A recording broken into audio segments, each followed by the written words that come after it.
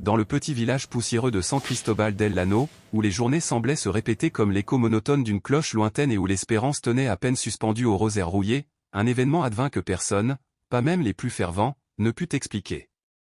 C'était une matinée couverte, saturée de l'odeur âcre et douce de la terre encore humide. Comme il le faisait depuis des décennies, don Valentin, le vieux sacristain, poussa la porte grinçante de la petite église d'adobe au lever du soleil. Mais ce jour-là, un détail insolite troubla aussitôt son regard accoutumé. Au pied de l'image vénérée de la Vierge de Guadalupe, sur le marbre terni et craquelé, reposait un simple enveloppe blanche. Elle était immaculée, sans poussière, sans trace d'humidité, comme si une main invisible venait de la déposer à l'instant. L'homme s'en approcha, la souleva prudemment entre ses doigts caleués, découvrant une écriture étrange ferme mais délicate, d'une élégance inhabituelle, lue sur le devant, pour Miguelito. Son front se plissa aussitôt. Miguelito, il le connaissait bien. C'était l'un des enfants les plus pauvres du village, un garçon maigre, aux yeux immenses et aux vêtements rapiécés, toujours assis à la dernière rangée de bancs avec, entre ses petites mains, une bougie trop courte pour chasser l'ombre. La plupart du temps, il priait seul. Sa mère, gravement malade depuis des mois, n'avait plus la force de l'accompagner. Intrigué et un peu bouleversé, don Valentin porta l'enveloppe au curé, le père Antonio. Quand ce dernier l'ouvrit, son visage se décolora aussitôt. Sur un papier lisse comme un pétale, à l'encre couleur de vin, était tracé un court message qui fit frissonner son cœur, « Ta maman ne mourra pas. Moi aussi je suis mère et j'ai entendu ta prière. » Signé, ta mère du ciel. Personne ne sut jamais qui l'avait écrit ni comment il avait atterri là. La veille, nul n'avait vu personne entrer dans l'église, les vieilles caméras poussiéreuses ne montraient que des ombres indistinctes.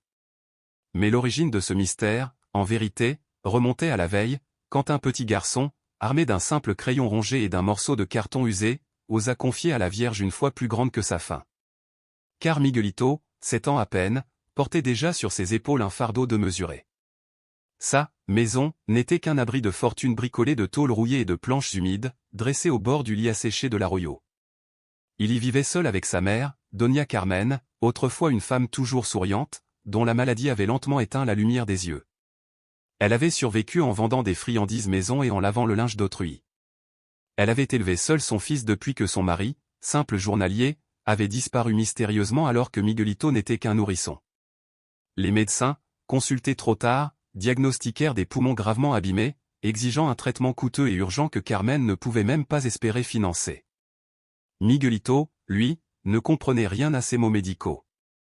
Il ne voyait qu'une chose, sa mère toussait davantage, s'alimentait à peine et restait couchée de longues journées, prisonnière d'un souffle toujours plus fragile. Pour l'assister, il avait quitté l'école quelques mois auparavant. Au début, il manquait seulement quelques jours, puis les jours devinrent des semaines, et les semaines une habitude irréversible. Il passait désormais ses matinées à parcourir les ruelles poussiéreuses du village avec une boîte de friandises à vendre. Peu de gens en achetaient, mais jamais il ne se plaignait. Quand on lui demandait comment il allait, il souriait simplement et répondait « Bien, parce que la petite Vierge veille sur moi ». Son unique trésor était ce crayon mâchonné que sa maîtresse lui avait offert en 2e année. Il l'affûtait avec une pierre, faute de taille-crayon, et s'en servait pour gribouiller sur des cartons ramassés dans la rue ou pour écrire inlassablement son prénom, comme pour rappeler au monde et à lui-même qu'il existait. C'est ce même crayon qui lui servit à écrire sa lettre. Depuis tout petit, il priait chaque soir avec sa mère. Quand elle n'avait plus de voix, il murmurait seul, devant une vieille estampe tordue de la Vierge de Guadalupe suspendue au-dessus du lit. Souvent il s'endormait en lui parlant comme à une personne vivante, lui confiant les détails de sa journée, ses peurs d'enfant, ses petits désirs, ou lui demandant de calmer la fièvre de sa maman. Un soir, après avoir parcouru le village en vain sans vendre un seul bonbon, il revint les mains vides et trouva sa mère allongée, les yeux clos, respirant avec peine. La panique lui serra le cœur, croyant un instant qu'elle avait cessé de vivre. Mais elle rouvrit doucement les yeux, lui sourit faiblement et murmura « Mon fils, ne t'inquiète pas, tout ira bien. » C'est à cet instant qu'il prit sa décision. Sans en parler à personne, sans demander conseil, il prit un carton derrière une boutique, aiguisa tant bien que mal son crayon avec sa pierre et rédigea, avec toute la sincérité dont un enfant est capable, une courte supplique, Virgencita, s'il te plaît, ne laisse pas ma maman mourir. Je serai sage. Je n'ai pas besoin de jouets, je veux seulement ça. Merci. Ton Miguelito. Il plia le carton avec soin, comme s'il s'agissait d'un papier précieux, et le serra sous sa chemise en attendant le soir. Quand les cloches sonnèrent la messe de 6 heures, il s'éclipsa vers l'église, tenant à la main une petite fleur fanée trouvée sur le chemin, faute d'argent pour une bougie. Sans bruit, il entra, se mit à genoux devant l'image de la Vierge et déposa sa lettre et sa fleur à ses pieds. Puis, levant ses yeux vers son visage, il murmura avec une confiance désarmante, « Toi aussi, tu es maman, n'est-ce pas ?» et sortit en silence. Dehors, le ciel s'assombrit et se mit à verser une pluie légère, presque comme une larme partagée avec son secret. Le village tout entier, cette nuit-là, fut enveloppé d'un silence étrange, comme si l'air lui-même retenait son souffle. Les rues d'ordinaire pleines du chant des grillons et des conversations s'étaient tues dans un respect invisible. Le vent passait doucement, soulevant à peine la poussière des pavés. L'averse cessa, laissant dans l'air un parfum de terre mouillée qui flottait comme un encens sans autel. Miguelito rentra chez lui, les chaussures gorgées d'eau, les doigts glacés, mais le cœur étonnamment léger. Il ne dit rien à sa mère de son geste. Il la couvrit d'une vieille couverture, remit une mèche de cheveux derrière son oreille et lui déposa un baiser sur le front, comme si les rôles s'étaient inversés et qu'il était devenu le protecteur. Puis il se coucha près d'elle, les pieds dépassant du lit trop court, et s'endormit avec un sourire paisible. Dans son esprit d'enfant, la foi n'avait rien de compliqué, il ne se demandait pas si la Vierge savait lire, ni si un morceau de carton pouvait vraiment atteindre le ciel. Pour lui, écrire était simplement une façon de parler, et cette fois, sa destinataire se trouvait au-dessus des nuages. Pendant ce temps, dans la sacristie, le père Antonio, occupé à feuilleter les registres du jour, sentit soudain un frisson parcourir son échine, comme si une présence invisible venait de franchir le seuil. Le miracle de San Cristobal venait de commencer, et nul ne pouvait encore deviner qu'il allait transformer non seulement la vie fragile d'un enfant et de sa mère, mais le cœur entier d'un village. Dans la petite église de San Cristobal, ce n'était pas le froid qui traversait les murs de pierre ce soir-là, mais une sorte d'inquiétude mystérieuse. Le sacristain, don Valentin, fit sa ronde habituelle pour s'assurer que tout était en ordre. En s'approchant de la nef principale, il ne remarqua rien d'inhabituel. Pourtant, un parfum subtil flottait dans l'air, une senteur douce et fraîche semblable à celle de roses nouvellement coupées, qui ne semblait venir de nulle part. Il pensa d'abord qu'une paroissienne avait peut-être laissé une fleur après la messe, et retourna dans son bureau, ignorant qu'au même moment, sous le manteau de la statue de la Vierge, reposait une petite pétition griffonnée au crayon sur un morceau de carton usé, l'humble prière d'un enfant pauvre mais animé d'une espérance sans limite. Au matin, lorsque don Valentin arriva pour ouvrir les lourdes portes de bois de l'église, il découvrit quelque chose qui le fit frissonner, une enveloppe blanche, immaculée, posée au pied de l'autel. Elle était parfaitement sèche, sans la moindre trace d'humidité, alors même que le sol restait encore trempé par l'orage nocturne. Le sacristain la prit délicatement entre ses doigts et la porta aussitôt au père Antonio, le vieux curé du village. Ensemble, ils ouvrirent l'enveloppe, et ce qu'ils découvrirent les laissa sans voix. Le papier était si doux qu'il rappelait une étoffe de soie, et l'encre, d'un ton mystérieux entre le pourpre et le rouge profond, semblait vibrer d'une intensité surnaturelle. L'écriture, d'une précision parfaite, donnait l'impression d'avoir été imprimée par une main invisible. Et pourtant, le message était simple, bref et bouleversant, « Miguelito, ta maman ne mourra pas. Moi aussi, je suis mère, et j'ai entendu ta prière. » Signé, ta mère du ciel. Le père Antonio relut la note à plusieurs reprises, incrédule. Jamais il n'avait vu un tel papier dans ce village poussiéreux où tout semblait vieux et usé. Il vérifia les caméras de sécurité installées depuis quelques années, mais les images ne montraient que des ombres statiques. Pourtant, à minuit pile, un étrange éclat avait illuminé la zone de l'autel. Les deux hommes décidèrent de garder le secret pour l'instant. Le prêtre plaça l'enveloppe dans une boîte de bois, la rangea dans la sacristie, et passa de longues heures en prière, le cœur à la fois inquiet et reconnaissant. Pendant ce temps, Miguelito, l'enfant pauvre qui avait écrit sa supplique sur un morceau de carton la veille au soir, se leva comme à son habitude. Il prépara une tisane chaude pour sa mère, malade et affaiblie, qui pourtant affichait ce matin-là un sourire plus doux que les jours précédents. Puis, avec sa petite boîte de bonbons qu'il tentait de vendre pour survivre, il sortit dans le village. Ses affaires n'avaient pas marché depuis plusieurs jours, mais il s'en moquait. Quelque chose au fond de lui murmurait qu'un changement invisible était déjà en cours. À l'approche de midi, alors qu'il passait devant l'église, don Valentin l'appela d'un geste affectueux. Le père Antonio l'attendait à l'intérieur, une enveloppe blanche à la main. Le prêtre lui demanda avec tendresse, « Mon fils, as-tu écrit une lettre hier soir ?» Miguelito baissa la tête, gêné, et répondit doucement, « Oui, mon père ? Mais je n'avais pas de papier. J'ai utilisé un morceau de carton. J'ai mal fait. » Le prêtre secoua la tête, les yeux humides d'émotion. « Non, enfant. Tu as fait ce que beaucoup d'adultes n'osent plus faire, tu as parlé avec foi. » Puis il lui tendit l'enveloppe. « Ceci est apparu ce matin, exactement là où tu avais laissé ta lettre.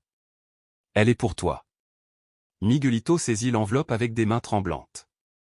En voyant son prénom écrit d'une calligraphie inconnue mais étrangement familière, son cœur se mit à battre avec force. Il lut les mots et, incapable de prononcer quoi que ce soit, leva les yeux vers l'image de la Vierge. Les larmes brouillèrent sa vue et il murmura seulement « Merci, Mamita ». À cet instant précis, une petite bougie oubliée devant l'autel s'alluma d'elle-même, sa flamme frémissant comme un signe discret. Dès que l'enfant serra la lettre contre son cœur, il changea profondément. Ce n'était pas seulement de l'émotion, ni de la surprise, mais une paix profonde qui l'enveloppait, comme une lumière intérieure qui venait de naître et qui ne pouvait plus s'éteindre. Il ne se posa aucune question sur l'origine de la lettre, ni sur la manière dont elle était arrivée là. Pour lui, une seule chose comptait, sa prière avait été entendue et une réponse lui avait été donnée.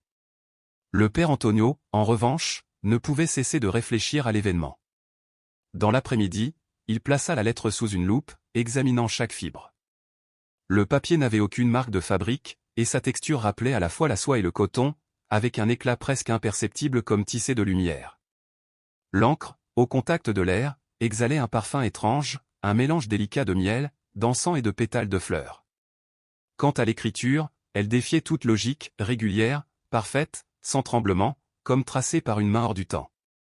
Intrigué, le prêtre montra la lettre à deux confrères. L'un d'eux, passionné de paléographie, déclara que la calligraphie rappelait certains manuscrits religieux du Xe siècle, mais avec une finesse impossible à reproduire à la main. Ils consultèrent de nouveau les enregistrements de la nuit. Mais, de manière inexplicable, les fichiers avaient été corrompus entre 23h53 et minuit 7, précisément l'intervalle où la lettre avait dû être déposée. La nuit suivante, un nouvel événement se produisit. Don Valentin, qui avait l'habitude d'éteindre les lumières de l'église à 9h pile, avait oublié une petite lampe près de l'autel.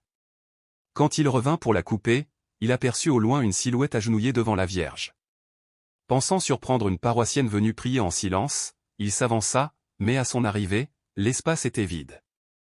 Il ne trouva qu'une fleur que Miguelito avait laissée la veille, fanée le jour précédent et maintenant éclatante de fraîcheur, ses pétales ouverts et brillants, exhalant le même parfum que la mystérieuse encre.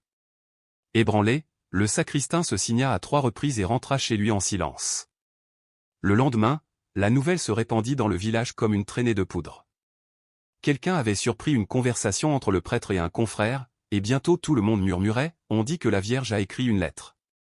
Certains affirmaient que l'encre sentait le ciel, d'autres ajoutaient que le petit Miguelito avait vu la lumière briller. Bien que l'enfant n'ait jamais prétendu cela, l'église, autrefois vide, commença à se remplir à nouveau. Des fidèles absents depuis des années revinrent par curiosité et restèrent saisis par l'émotion. Les messes, jadis silencieuses, se remplirent de chants timides et de prières murmurées. Pourtant, tout le monde ne croyait pas. Quelques voisins accusèrent le père Antonio d'avoir inventé l'histoire pour attirer des fidèles. Ils l'attaquèrent sur la place publique, le raillèrent à la boucherie, et allèrent même jusqu'à écrire à l'évêque pour exiger une enquête. Certains affirmaient que l'écriture de la lettre était celle du prêtre déguisé, qu'il s'agissait d'une manipulation sentimentale.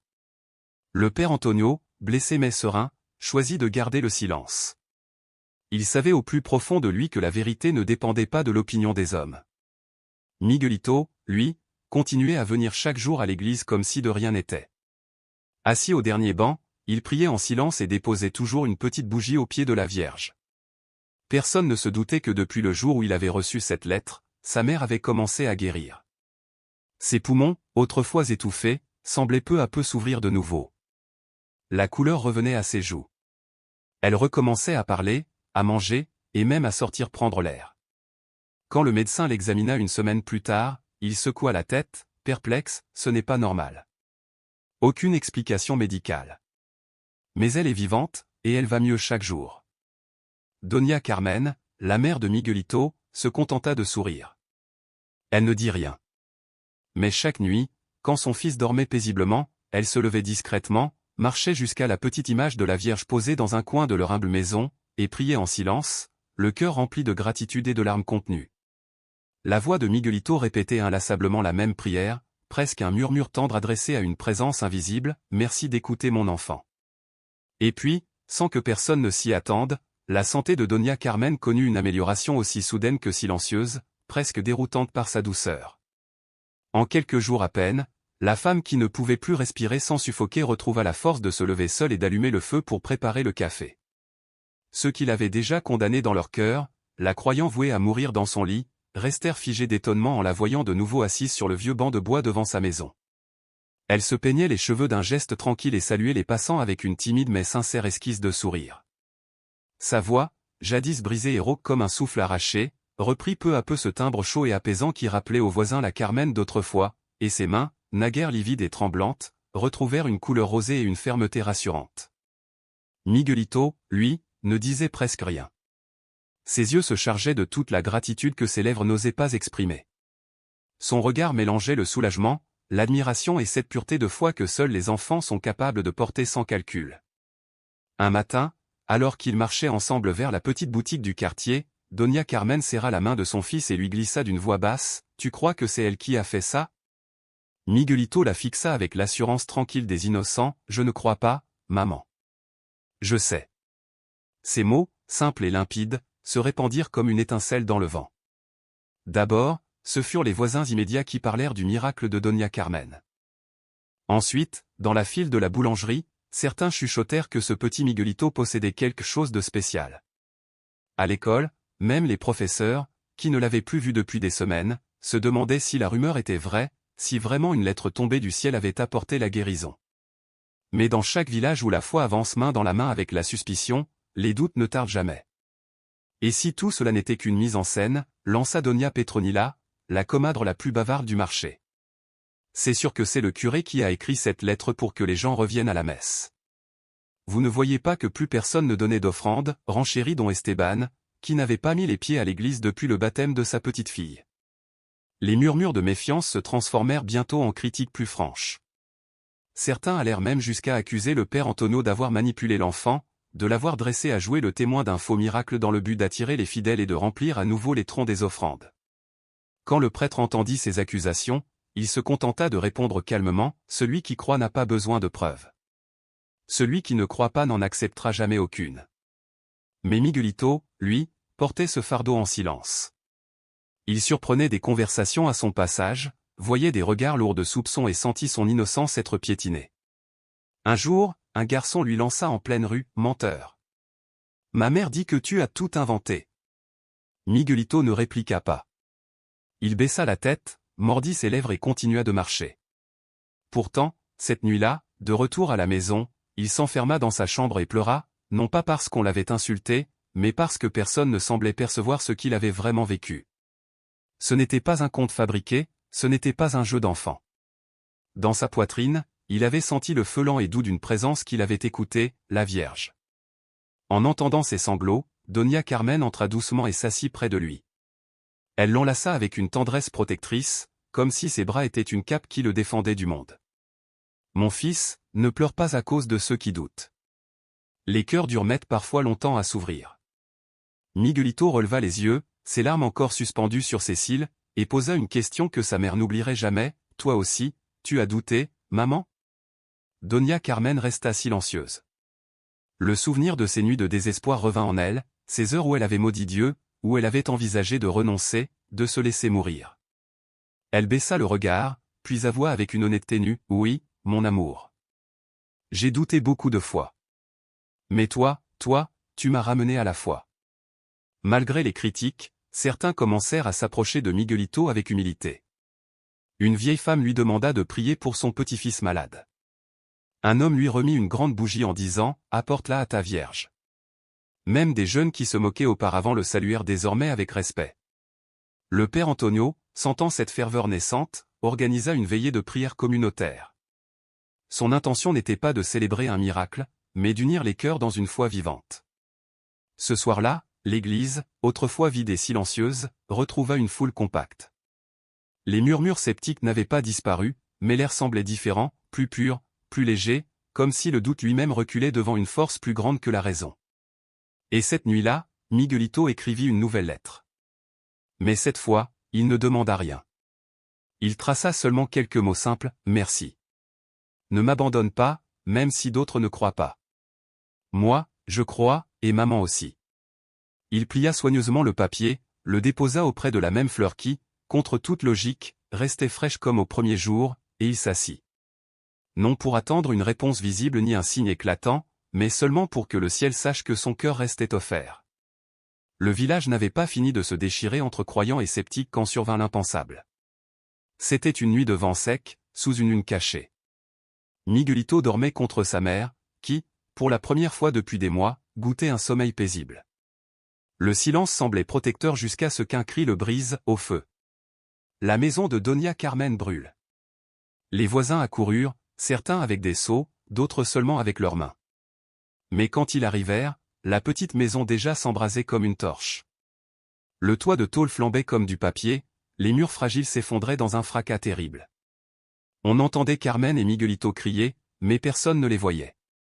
Les minutes passaient comme des heures. La chaleur repoussait quiconque voulait s'approcher, le feu rugissait tel un monstre insatiable. Après presque une heure de lutte vaine, quand les flammes commencèrent à faiblir, une voix surgit de la colline, « Ils sont ici. » C'était José, le boulanger du village. Essoufflé, il raconta qu'en passant près de la vieille chapelle, à plus d'1 kilomètre de la maison, il avait vu une femme agenouillée devant l'autel, tenant un enfant endormi sur ses genoux. C'était Doña Carmen et Miguelito, sains, indemnes, respirant la paix. « Mais que faisiez-vous là-bas » demanda Théon. Carmen pleurait, incapable d'articuler. Enfin, d'une voix tremblante, elle dit, « Je me suis réveillée brusquement. J'ai senti une main sur mon épaule et une voix m'a dit, « Cours, maintenant. » Je n'ai pas réfléchi. J'ai pris mon fils et j'ai marché comme dans un rêve. Et quand j'ai ouvert les yeux, nous étions devant la Vierge. Un silence sacré enveloppa l'assemblée. À l'aube, dans les décombres encore fumants de la maison, un voisin fit une découverte qui glaça le sang de plusieurs. Une petite boîte de bois gisait intacte, sans trace de brûlure ni de cendre. C'était la même où le père Antonio avait conservé la première lettre. À l'intérieur, l'enveloppe blanche reposait, parfaitement préservée, et à côté d'elle, une fleur, celle-là même que Miguelito avait laissée des semaines auparavant. Mais elle n'était pas fanée, elle paraissait éclore à nouveau, fraîche, comme née des cendres. Quand le prêtre arriva et vit cela, il tomba à genoux, murmurant, « Ce n'est pas possible. » Et pour la première fois, même les plus incrédules restèrent muets. Des heures plus tard, des religieuses venues de la ville, averties par une paroissienne, apportèrent la lettre à un expert en calligraphie sacrée de l'université pontificale. Le professeur, un vieil homme sérieux, sceptique par métier, passa des heures à l'examiner sous la lumière du jour, avec des loupes et un microscope. Sa conclusion troubla profondément, l'encre ne correspondait à aucun pigment moderne, et l'écriture était identique à celle d'un manuscrit du Xe siècle attribué à un disciple de Saint Jean. À San Cristobal del Llano, un petit village de poussière et de résignation, une histoire bouleversa pour toujours la mémoire collective et transforma l'âme même de la communauté. Tout commença par une simple lettre, une lettre écrite avec des mains d'enfant tremblantes et un cœur brûlant d'espérance. Diego, le sacristain, ne comprenait pas comment un tel écrit avait pu apparaître, puisque la lettre originale reposait à Rome, conservée là-bas avec le sceau de l'Église. Comment quelque chose d'aussi mystérieux pouvait-il se répliquer, sans accès, sans intention, et sans l'ombre d'une erreur humaine? La nouvelle parvint à l'évêché, non pas comme la preuve d'un miracle officiel, mais comme un signe profond, une invitation silencieuse à contempler, à s'incliner devant un mystère plus vaste que toute explication rationnelle. Et au village, quelque chose changea aussitôt. La vieille Petronila, qui jusque-là ne faisait que murmurer des critiques amères, se mit désormais à allumer des bougies chaque soir. Don Esteban, le boucher sceptique que l'on n'avait jamais vu franchir une porte d'église sans ironie, fut surpris un matin à genoux devant l'autel, les yeux fermés, la tête inclinée avec humilité. Les bancs, longtemps vides et poussiéreux, commencèrent à se remplir comme jamais, et Miguelito, le petit garçon fragile et silencieux, devint sans même le vouloir celui qui montrait aux adultes le chemin oublié de la foi. Cette même nuit, désormais hébergé dans une chambre modeste prêtée par la paroisse, Miguelito fit un rêve lumineux, une femme au manteau bleu et au sourire apaisant s'approcha de lui, caressa doucement ses cheveux et lui dit avec tendresse, « N'écris plus, mon enfant, car je lis toujours dans ton cœur. » À son réveil, sur la table placée près de son lit, reposait un pétale blanc, délicatement parfumé, qu'aucun regard n'avait vu déposer. Les semaines passèrent et ce qui n'était d'abord qu'un murmure devint témoignage, ce qui semblait un conte d'enfant se transforma en récit répété avec des larmes sincères, et ce que beaucoup avaient qualifié de simple coïncidence fut désormais proclamé miracle. San Cristóbal del Llano n'était plus ce village oublié où la poussière s'accrochait aux âmes. Les messes autrefois désertées débordaient désormais de fidèles. Des hommes, qui n'avaient pas confessé leurs fautes depuis leur jeunesse, s'agenouillaient en silence au fond du temple. Des femmes, qui n'allaient jadis à l'église que par obligation, apportaient chaque matin des brassées de fleurs fraîches à la Vierge. Même les jeunes, qui se moquaient auparavant des chapelets, demandaient maintenant à apprendre comment les réciter. Tout cela avait été déclenché par la foi simple d'un enfant et par une lettre écrite avec innocence. Miguelito, sans rechercher la lumière ni l'admiration, était devenu une présence constante et discrète dans l'église. On le voyait arriver avec sa petite boîte de bonbons, sa bougie minuscule et son regard clair, et cela suffisait pour que chacun se souvienne de l'essentiel, la foi n'est pas grandeur, elle est pureté. Le père Antonio, bouleversé par ce qu'il avait vu naître, lui demanda un jour, « Miguelito, accepterais-tu de raconter aux autres ce qui s'est passé ?» Le garçon hésita, non par crainte ou par refus, mais parce qu'il doutait de pouvoir trouver les mots pour exprimer tant de mystères.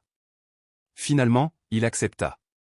Un dimanche après le chapelet, alors que le temple était comble non pas pour un spectacle mais par gratitude, Miguelito monta timidement sur le petit marchepied de l'autel. Ses pieds pendaient, ses mains tremblaient, mais ses yeux brillaient d'une lumière simple. Il regarda la foule et dit d'une voix fragile, « Je ne suis pas spécial. J'avais seulement peur. Peur de perdre ma maman. Alors j'ai demandé de l'aide à la Sainte Vierge, comme on écrit une lettre et qu'on la jette à la mer sans savoir si quelqu'un la lira. Mais elle l'a lue. » Le silence qui suivit fut absolu, aucun banc ne grinça, aucun souffle n'osa troubler ce moment. Miguelito baissa les yeux, inspira profondément et ajouta, « Je ne comprenais pas beaucoup de choses, mais maintenant je sais, quand on aime, le ciel répond. » Ces paroles, si simples et si pures, agirent comme une semence dans le cœur de chacun. À partir de ce jour, beaucoup de choses changèrent, une famille divisée depuis des années se réconcilia à l'église après avoir entendu son récit. Un jeune malade qui avait perdu toute espérance demanda qu'on le porte jusqu'au temple, là où la foi avait pris le visage d'un enfant. L'évêché, touché par ces témoignages, envoya une lettre officielle félicitant la communauté pour sa simplicité et sa fidélité, et proposa même de construire une petite chapelle dédiée à Notre-Dame du Silence, ainsi qu'on avait commencé à nommer la Vierge qui avait répondu sans un mot. Mais le plus grand miracle fut celui de Doña Carmen, la mère de Miguelito, non seulement elle guérit totalement, mais elle retrouva la joie de vivre. Elle recommença à préparer des petits pains qu'elle vendait au marché, offrant toujours les premiers de la journée aux enfants qui passaient en chemin vers l'école. Elle rejoignit le groupe de prière et aida même à nettoyer l'église chaque samedi. Ses yeux, autrefois éteints par la fatigue, brillaient maintenant d'une lumière neuve, comme si elle était née une seconde fois. Un matin, alors qu'elle balayait le parvis, elle confia au père Antonio, « Vous savez, ce qui me fait le plus mal, ce n'est pas ma maladie passée, c'est de ne pas avoir cru quand mon fils, lui, croyait déjà. » Le prêtre sourit et répondit doucement, « L'amour d'une mère n'arrive jamais trop tard, et la foi d'un enfant peut émouvoir le ciel. » Miguelito, lui, ne reçut jamais plus d'autres lettres mystérieuses, mais il n'en avait plus besoin. Assis parfois devant la Vierge, il fermait les yeux et sentait sa voix résonner dans son cœur, « Je suis là, Miguelito. Je l'ai toujours été. » Une nuit, en rentrant de la messe, il trouva devant la porte de la maison paroissiale où il logeait encore un petit paquet enveloppé dans un papier simple. Il n'y avait pas de nom d'expéditeur. À l'intérieur, un cahier neuf, un crayon intact et une note brève, continue à écrire, mais maintenant écrit pour ceux qui ne savent pas demander. À partir de ce jour, Miguelito commença à rédiger des lettres pour les autres, pour les malades, pour ceux qui avaient perdu un être cher, pour ceux qui ne savaient pas prier. Il les déposait dans une boîte de bois posée près de l'image de la Vierge, et chaque personne qui en lisait une finissait en larmes. Personne ne comprenait comment un enfant si jeune pouvait écrire des mots aussi profonds, mais ceux qui connaissaient son histoire savaient qu'il n'écrivait pas seul. Les années passèrent et l'histoire de Miguelito resta vivante. Même devenu adolescent, puis jeune homme, sa foi ne se compliqua pas, elle s'approfondit simplement. Jamais il ne rechercha de caméra, ni d'interview, ni de renommée. Il continua de marcher dans les ruelles du même village, son cahier à la main, une bougie dans l'autre. Simplement, ses écrits n'étaient plus tracés seulement avec un crayon, mais avec l'espérance elle-même. Doña Carmen, vieillissant avec sérénité, conserva une santé stable, miraculeuse, qui lui permit de voir son fils devenir un jeune respecté et aimé de tous. Elle disait souvent que la plus grande richesse qu'elle pouvait lui transmettre n'était pas une maison ni de l'argent, mais de lui avoir rendu la foi avant qu'il ne soit trop tard. L'église de San Cristobal del Llano fut transformée. L'image de la Vierge, autrefois ignorée, fut placée dans un autel spécial. À son côté, sous un petit verre protecteur, reposait la lettre originale de Miguelito, celle qui avait tout changé, et juste à côté une fleur mystérieuse qui, depuis ce jour, n'avait jamais fané. Chaque année, à la date où tout avait commencé, les enfants du village écrivaient à leur tour des lettres à la Vierge. Ils ne demandaient pas des jouets, mais des choses simples, que maman ne tombe pas malade, que papa trouve du travail, que grand-mère ne se sente plus seule. Et beaucoup affirmaient qu'ils recevaient réellement des réponses. Car depuis la nuit où un enfant avait écrit avec une foi sincère, la Vierge n'avait plus jamais cessé de lire. Si tu lis ces mots et que tu es arrivé jusqu'ici, peut-être quelque chose de cette histoire a-t-il effleuré ton cœur. Peut-être portes-tu toi aussi une demande muette, une lettre jamais écrite, une douleur que seul le ciel peut comprendre. N'attends plus. Comme Miguelito, tu peux confier ta supplication entre les mains de la mère, car elle écoute toujours. Crois-tu, toi aussi, que la Vierge répond? Alors murmure « Amen » dans ton cœur. Et si un jour tu as senti que Marie t'a parlé dans le silence, partage ce récit à celui qui doute encore. Peut-être qu'à travers cette histoire, comme autrefois pour Miguelito, il découvrira lui aussi une réponse venue du ciel.